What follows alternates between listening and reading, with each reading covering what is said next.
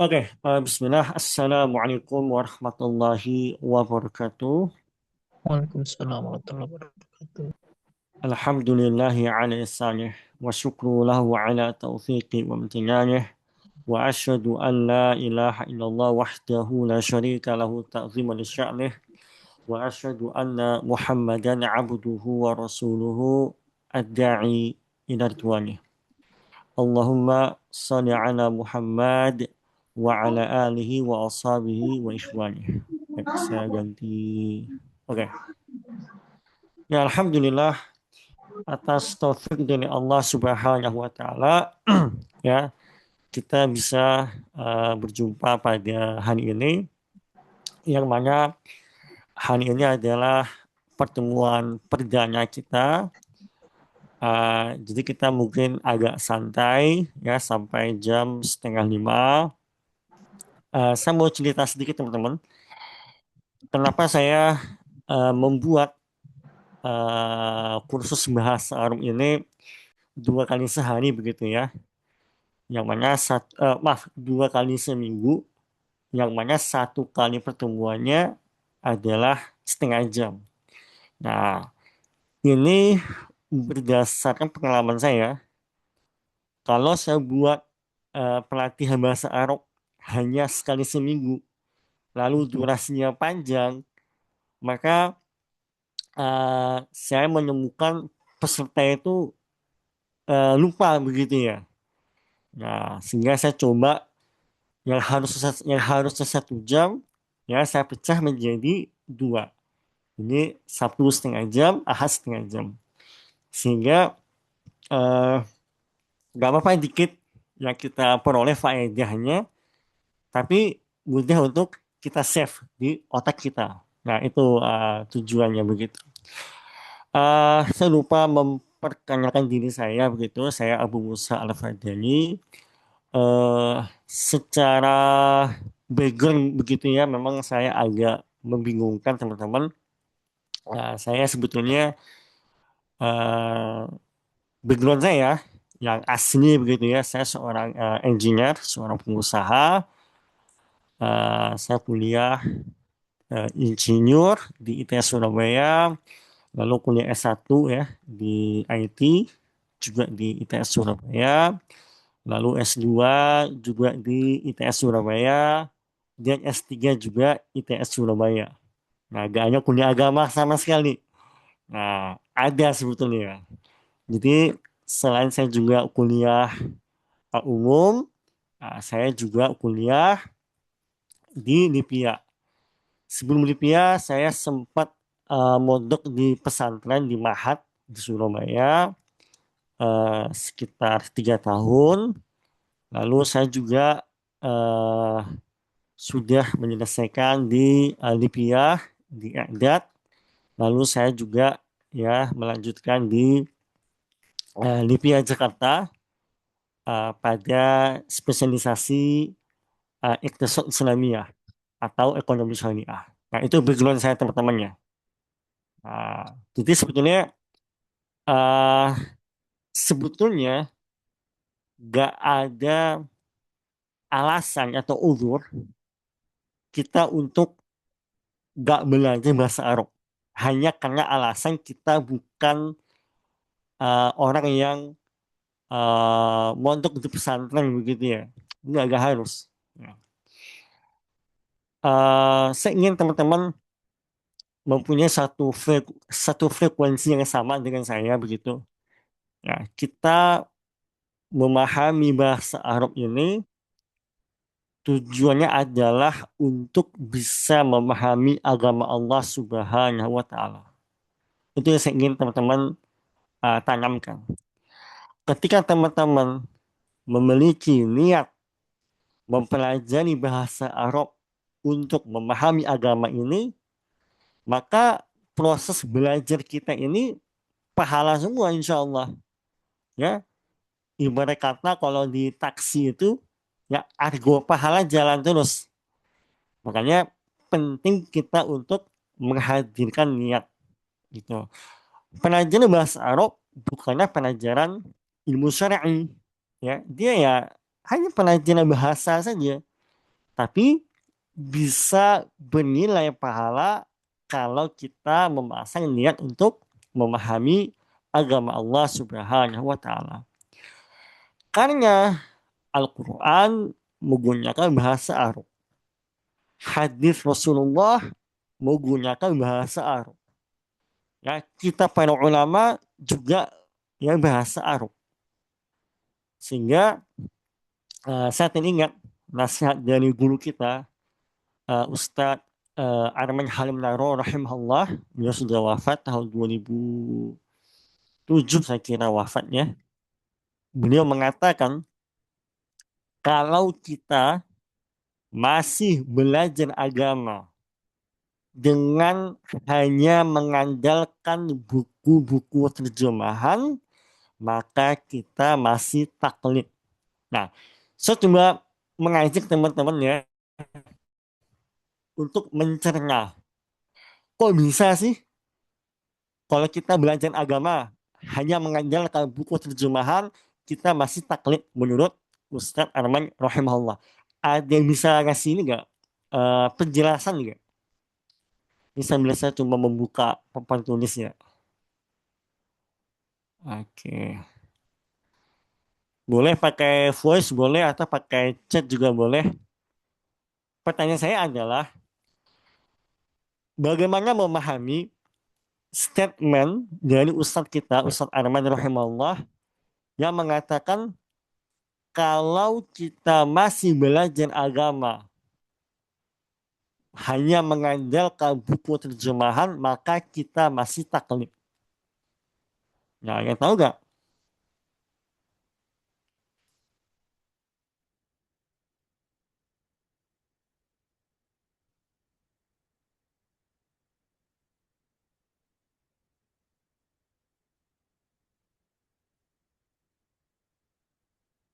Oke, sebentar. Saya pindahkan dulu Zoom ke sini. Set.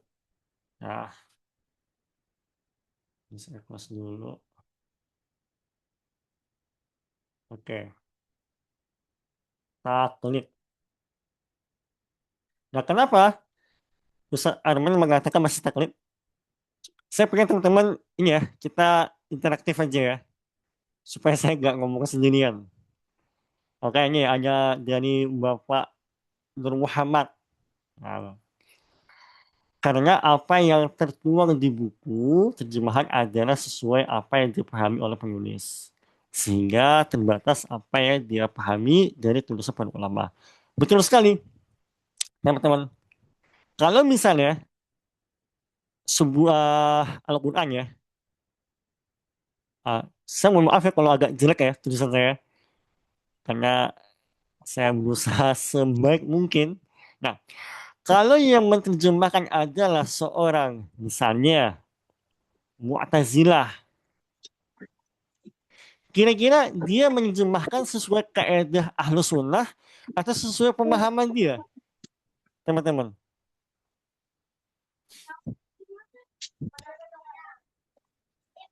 Kayak, Sesuai pemahaman mereka, Ustaz. itu dia poinnya. Jadi kalau kita masih belajar agama, masih mengandalkan terjemahan, maka benar kata Ustadz yang Arman rahimahullah, maka kita masih taklid. Nah, dan kita ya sebagai ahlu sunnah ya kita harus lebih dewasa begitu ya. Kita harus ya menguasai bahasa Arab untuk memudahkan kita dalam ya memahami memahami agama Allah Subhanahu wa taala. Oke, teman-teman. Oke, sebentar. Nah, pada pertemuan pertama ini ya, oke, ya, sebentar, saya coba zoom in dulu. Oke, nah, pada pertemuan pertama ini, teman-teman, saya ingin menjelaskan metode pembelajaran kita. Ya, uh, kalau kita ya ingin mempelajari bahasa Arab gitu ya, teman-teman, sebentar. Ya, bahasa Arab gitu ya. Saya suka untuk menyederhanakan untuk memudahkan pemahaman teman-teman ya. Ya. Walaupun tentu saja ini bisa dikritik, tapi ini sekedar untuk memahami memudahkan pemahaman teman-teman. Kalau kita ingin belajar bahasa Arab, maka biasanya uh, outputnya adalah dua, teman-teman. Pertama, menguasai secara aktif, lalu menguasai secara pasif. Nah, teman-teman coba tulis di chat atau boleh pakai voice. Apa sih bedanya kita menguasai bahasa Arab secara aktif dan apa bedanya kita menguasai bahasa Arab secara pasif? Boleh yang punya pandangan? Saya lebih senang kalau teman-teman ini ya interaktif sama saya. Ini penting Oke, saya bahas supaya teman-teman tahu nih kita arahnya kemana gitu ya. Oke, silakan. bisa menjawab Ustaz. Ya, dia Bapak siapa ini? Biar saya Muhammad kenalan Iqbal, juga. Ustaz. Oke, Pak Iqbal ya, silakan. Ya mungkin aktif lebih pada kita untuk mempraktekannya sehari-hari gitu ya Ustaz. Eh, Sedangkan pasif kita lebih banyak mendengar saja baik dari ada percakapan dari YouTube, audio atau yang lainnya seperti itu mungkin Ustaz. Oke, Masya Allah, barakallahu fikum. Kurang tepat. Ya, tapi saya apresiasi ya. Kurang tepat. Cuma yang lain, apa bedanya? Ustaz, Ya, oke. Dengan siapa ini? Bapak siapa atau ibu siapa? Pak dengan Arsyad ya? Harifudin Arsyad, Ustaz. Oke, Ya, silakan. Oh ya, tadi saya pengen tahu dulu, Pak Iqbal dari mana nih? Asalnya? Atau domisili? Halo Pak Iqbal yang tadi. Di Surabaya Ustaz. Oke, saya. Kalau Pak Arsyad dari mana? dari Sumatera Barat, Bukit Tinggi. Oke, orang awak gitu ya. Oke, silakan Pak Arsyad. Apa sih bedanya kita menguasai bahasa Arab secara aktif dan secara pasif? Silakan. Kalau aktif, kalau aktif dia untuk kita gunakan dalam percakapan kita sehari-hari, dan secara pasif kita biasanya kita untuk membaca begitu, Ustaz. Iya, Ustaz. Oke, Masya Allah, barakallahu fikum. Kalau pasif itu membaca gitu ya. Kalau aktif itu percakapan gitu ya. Ya, Nah, betul banget. Nah, itu, Masya Ustaz. Allah. Jadi kalau pasif itu teman-teman ini biasanya kalau teman-teman yang mondok di pesantren itu paham ya. Kalau kita fokusnya adalah pasif gitu, maka fokus kita adalah ya bisa membaca. Ya. Kalau menurut saya ini paling minimal lah ya yang kita harus bisa. Ya minimal bisa baca kitab gitu. Nah, kalau aktif ya kita bisa melakukan percakapan dan mendengarkan. Nah, itu nggak lucu ya. Kita bisa ngomong tapi eh ketika lawan bicara itu membalas, kita nggak paham. Kan lucu juga gitu ya. Nah, kalau teman-teman boleh terus di komentar, lebih pengen yang mana? Lebih pengen yang pasif atau yang aktif? Coba, saya pengen lihat. Coba tulis di komentar, di chat Zoom, saya mau lihat teman-teman ini prefernya itu ke bahasa Arab aktif atau bahasa Arab pasif. Oke, Pak Nur Muhammad keduanya. Ya, Ummu Ammar aktif. Bapak Wibias Fuad pasif. Oke, Bapak Izzatul Haq pasif juga. Masya Allah. Masya Allah. Nah, oke. Sekarang saya kasih tahu nih rahasia teman-teman.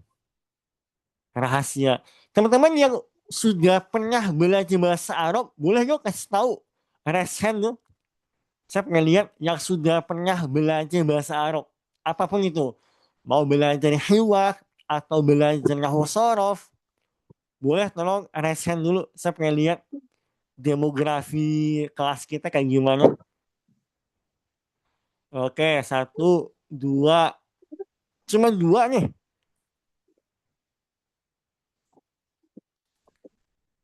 Oke, 3. Gak apa, belum tuntas gak apa. Yang penting pernah aja. Yang penting pernah aja. Ini sambil nunggu jawaban teman-teman ya. Saya mau cerita dulu.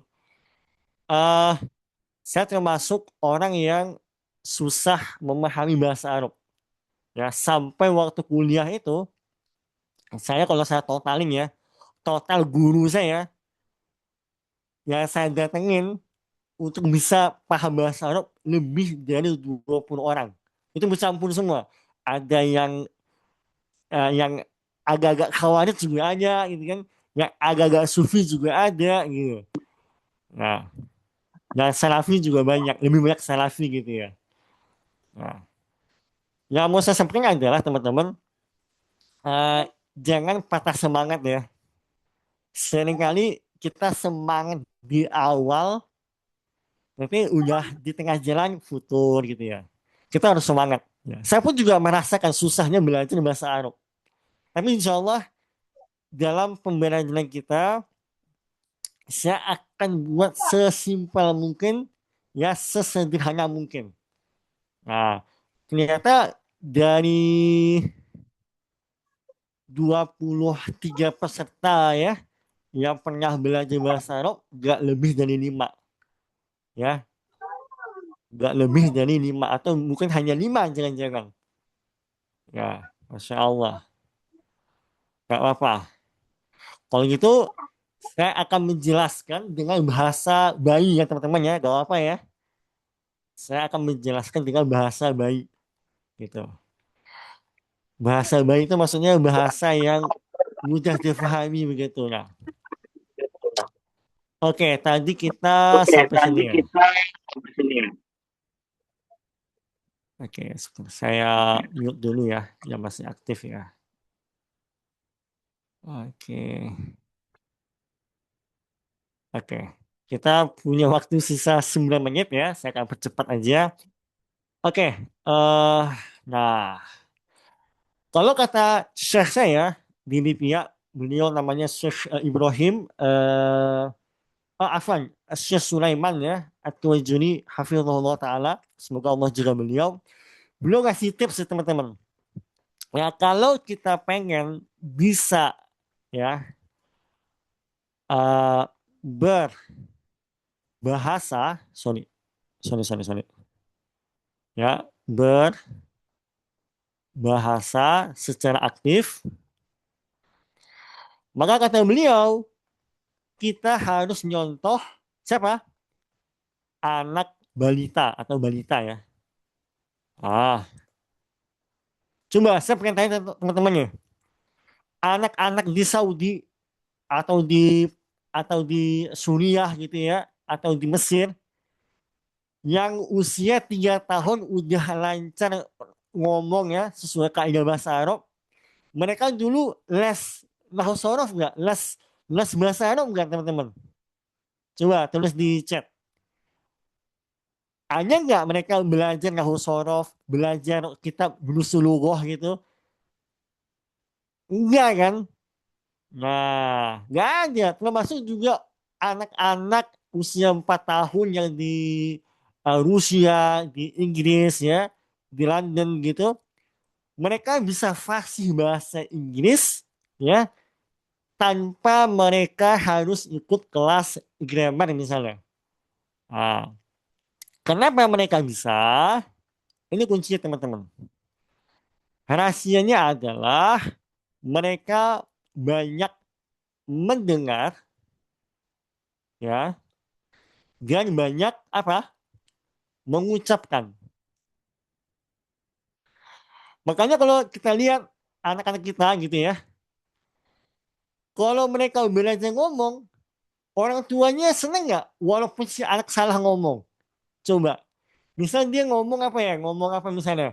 Makan misalnya. Makan misalnya. Dia bicaranya gak fasih, gak makan, tapi mama misalnya. Orang tua seneng nggak? Saya tanya, teman-teman. Seneng nggak orang tuanya? Seneng kan? Nah, berarti apa? Berarti ketika teman-teman pengen ya bisa bahasa Arab secara aktif, maka perbanyak mendengarkan sama ngomong. Salah gak apa-apa. Salah gak apa-apa. Nah, makanya penting banget tuh kita punya environment, punya lingkungan yang mensupport kita untuk bisa mempraktekkan bahasa Arab. Ya, kalau sudah suami istri enak gitu ya. Ya, buat komitmen, ya, ya tipis-tipis kita bahasa Arab misalnya. Nah, kaifa haluk gitu ya. Subhanallah khair dan seterusnya. Nah, itu penting banget ya. Makanya dulu itu saya teringat syekh saya di Libya, beliau marah sekali ketika ada seorang mahasiswa dikoreksi ucapannya oleh mahasiswa lain. Kan harusnya orang gitu ya, seneng gitu kalau ada temennya membantu mengoreksi ucapannya. Tapi saya enggak seneng malah. Kenapa? Karena saya ini pengen si mahasiswa ini mencoba semampu dia. Salah gak apa-apa. Nah, itu penting banget. Nah, jadi teman-teman mulai sekarang memperbanyak eh menyimak rekaman kajian ya, atau cari tuh akun YouTube banyak slow Arabic namanya yang mereka bicara bahasa Arab secara pelan banget. Atau teman-teman bisa eh buka beberapa channel YouTube kartun ya. Ini sebenarnya channel YouTube buat anak kecil ya, untuk usia TK. Tapi nggak apa-apa, akses aja gitu. Karena itu bagus, dia kayak kartun gitu, animasi, tapi dia belajar hewan, percakapan gitu. Nah, mulai latih, dengar. Nah, dan mulai coba terjemahkan. Salah gak apa-apa, gitu ya. Salah gak apa-apa. Sama juga mengucapkan. Nah, sekarang yang kedua, ya, bahasa Arab secara pasif. Nah, bahasa Arab ya secara pasif. Kalau teman-teman bisa bahasa Arab aktif, teman-teman ya, teman-teman bisa mendapatkan rasa cinta yang besar dari orang-orang di Makkah Madinah ya. Mereka sangat excited ketika ketemu orang Asia bisa bahasa Arab ya. Ya mereka gak segan-segan ngejatuhin harga jual mereka. Ya kalau mereka punya toko gitu ya, saya sering pengalaman gitu.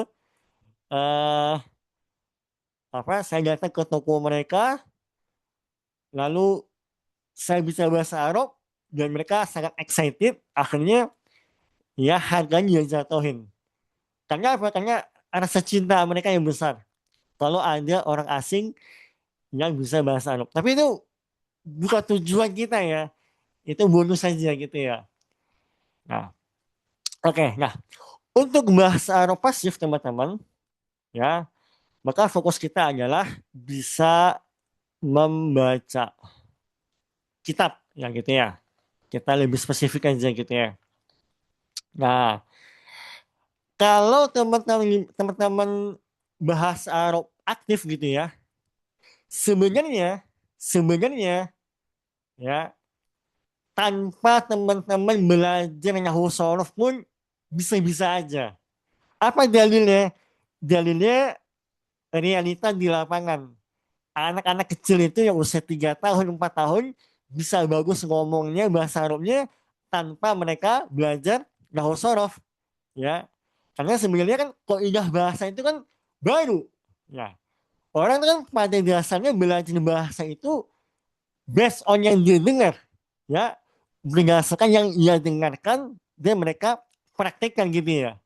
Ya kalau teman-teman sering dengar gitu ya video-video YouTube bahasa Arab gitu, insya Allah teman-teman bisa lah ya komunikasi sama orang Arab.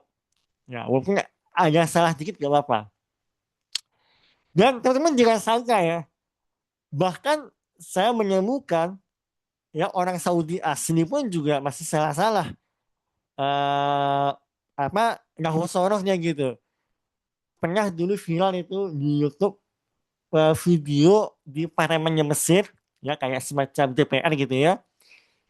Dia menyampaikan pendapat tapi salah nahunya.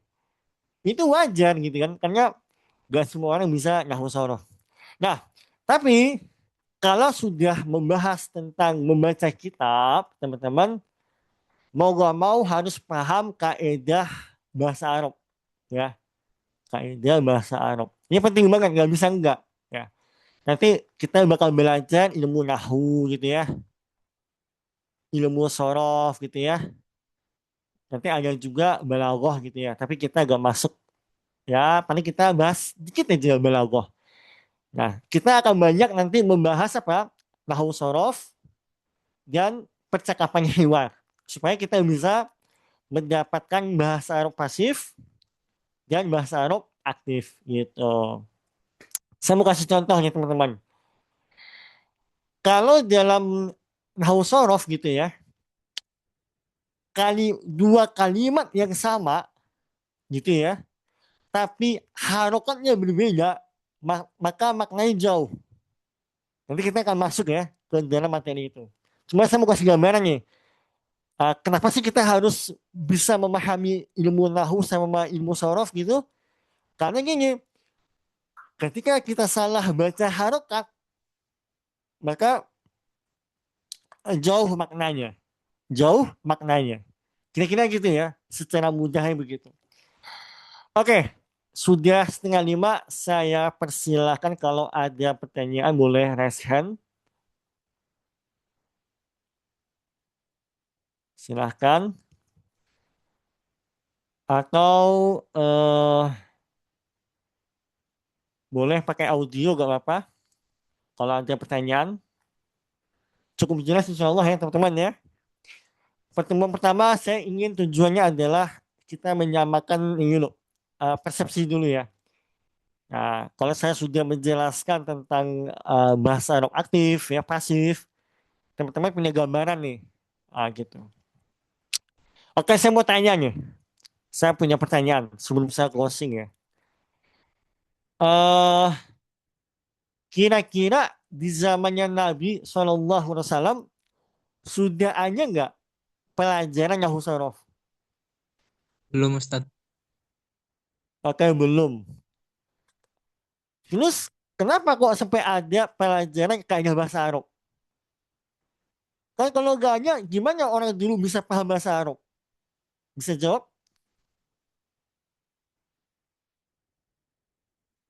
Saya ulangi nih. Kita kan kalau mau bisa baca kitab, kita harus belajar ilmu Nahwu Sorof ya. Ilmu Nahwu sama ilmu Sorof.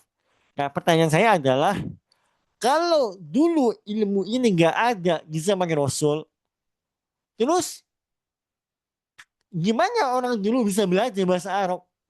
Kalau ilmunya nggak ada, coba.